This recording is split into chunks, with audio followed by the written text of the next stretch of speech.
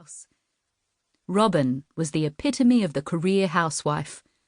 She was involved with a number of committees around town, and her volunteer work kept her busy.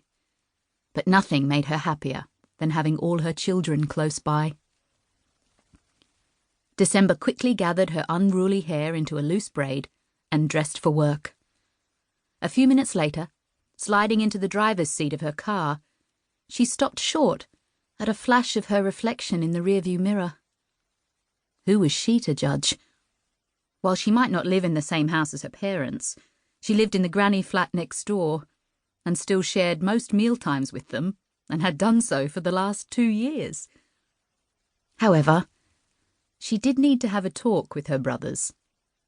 Lately, her parents, particularly her father, had been under a great deal of stress, and she was worried about them. It had started 12 months ago, when word got out that there was to be a new hardware store in the nearby town of Rawlings, and already the impact was being felt on business in Christmas Creek, and particularly on the hardware store December's dad owned. The Doyles, like most of the old families in the area, had for generations made their living from farming, but all that changed when the local abattoir shut. Now, the family property ran only a fraction of the cattle it once did, and had been relegated to a sideline for her father and Craig, who, unlike Scott, seemed to have inherited a love of farming.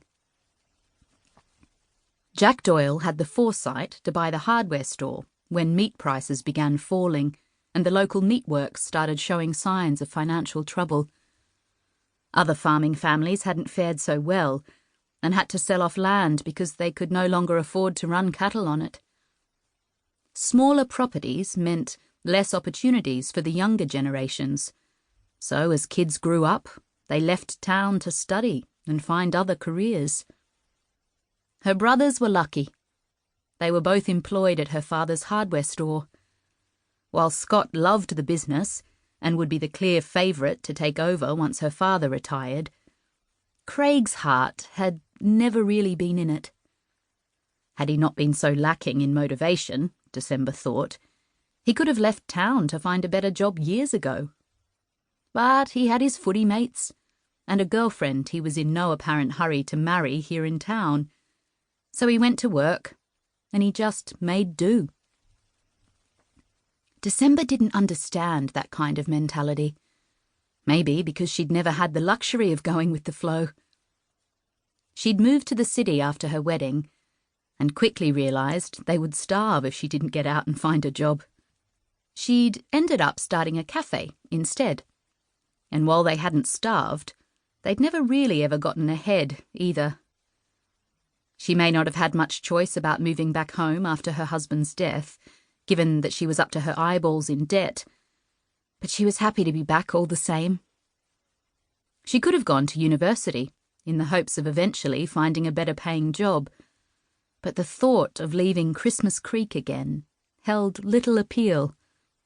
Besides, she'd accrue even more debt if she went to university. Nope. Working 2 part-time jobs for minimum wage far outweighed the prospect of returning to the city by herself. They were a dismal lot at the moment, she thought, and yet they were a close-knit family, and December cherished that. She did worry, though, about what would happen if business continued to drop. It wouldn't be able to support her parents and 2 brothers for much longer, surely. Jack Doyle was a proud man, and rarely discussed his concerns about business. But December could tell he was worried. With a small sigh, she drove down the long driveway and headed into town to the Tide Yule Over diner. December loved her quirky little town with its over-the-top Christmas theme.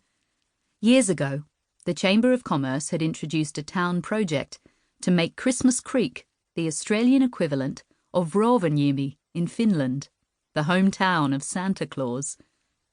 Businesses got on board and gave their stores Christmas-themed names, like the Polar Express Mart, and the local garage became Santa's Workshop, where there's no problem too big to fix. There was the good